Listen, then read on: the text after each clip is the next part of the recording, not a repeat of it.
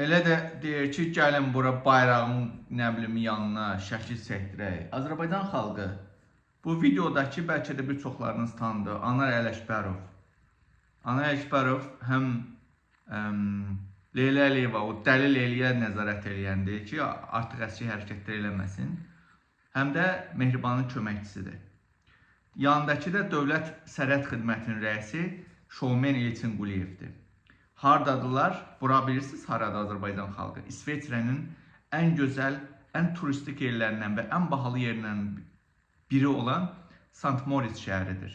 Hansı ki, burada, belə deyim də, həm kurort yerdir, həm də turistik yerdir.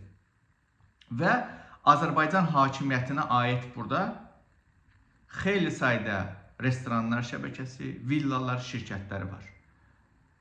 Bundan başqa Azərbaycan hakimiyyətinə məxsus istirahət mərkəzləri var.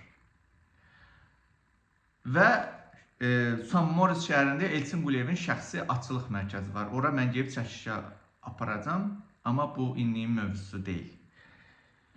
Deməyim nədir? Bu videonu çəkməkdə məqsədim Azərbaycan xalqı. Yaxın oturun, yaxın oturun. Belə bir diskotekaların orada, belə deyim də, əyləncənin təşkili, İsveçrə bilirsiniz ki, dostlar, dünyanın ən bahalı ölkələrindən birincisidir, mən sizə deyim, açıq şəkildə birincisi. Dünyanın ən bahalı ölkəsidir İsveçrə. Belə bir əyləncə partilərinin təşkili, dedim axı, bahalı şəhərdir, St. Moritz şəhəri, turistik yerdir, kurort yerdir.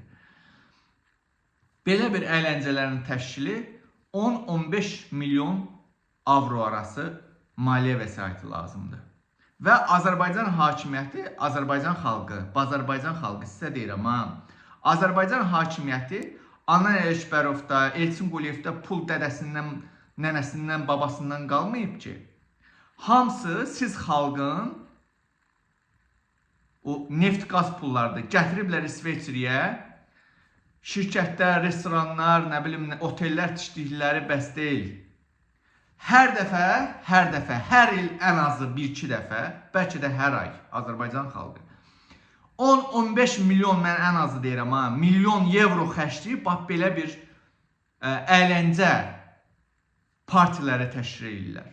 Və açıq bir şeydir, ora xarici turistlər də gəlir, yer içir, şellənirlər. Azərbaycan xalqı, sizin pullarınızla. Və sən də Azərbaycan vətəndaşı, ayda 400 manat, 500 manat üçün 10-12 saat işləmək məcburiyyətindəsən. Bu ölkədə uşaq pulu verilmir. Bu ölkədə insanlarımız qazı, işığı limitdən istifadə edir. Bu ölkədə hər ay qiymətlər qalxır. Həm kommunalın qiymətləri, yanacağın, benzinin qiymətləri, istərsə də ərzağın qiymətləri olsun və digər qiymətlər olsun. Yeni növ ciz-ciz vergilər tətbiq edir insanların cibinə girmək üçün. Amma Azərbaycan xalqı bu videoda gördüyünüz Azərbaycanın nazirləri, məmurları gəlir İsveçrənin ən bahalı şəhərlərində xaricilər üçün, özləri üçün, ətrafları üçün, nazirlərin balaları, saxladığı quş balaları üçün, bax belə kurort istirahət yerlərində disko əyləncə məclisləri, keyf məclisləri təşkil edirlər Azərbaycan xalqı. Sizə bu təsir eləmirmi? Mən bu işin üzünə artıq düşmüşəm. Həmin burada iştirak edən bütün nazir məmurları, bir də baxarsınız ki, sürpriz şəkildə peyda oldum orada. Amma çox şey demək istəmirəm, amma eləyəcəm. İsveçrə, Azərbaycan, İsveçrənin nə qozunu Azərbaycanda insanlar nə vəziyyətdə, İsveçrənin heç vecinə də deyil. Baxmayaraq ki, demokratik ölkədir, boş şeydir. Bunu mən sizə açıq şəkildə deyirəm. İsveçrənin qozuna da deyil, Azərbaycanda insanlar nə vəziyyətdə yaşayır? Azərbaycanda uşaq pulu verilirmi? Azərbaycanda 400-dən çox siyasi məhbus var. Azərbaycanda hər gün qiymətlər qalxır.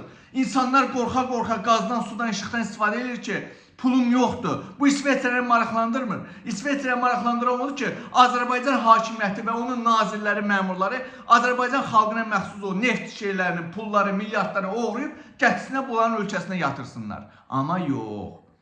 Və ən önəmlisi, İsveçrə hakimiyyəti Azərbaycan hakimiyyətinin əmrlərini yerinə yetirib Manaf Cəlilzadənin həyatını burada məhv eləməklə məşğuldur. Hara əlimi uzadıram, hər şeydən mənə cavabı gəlir.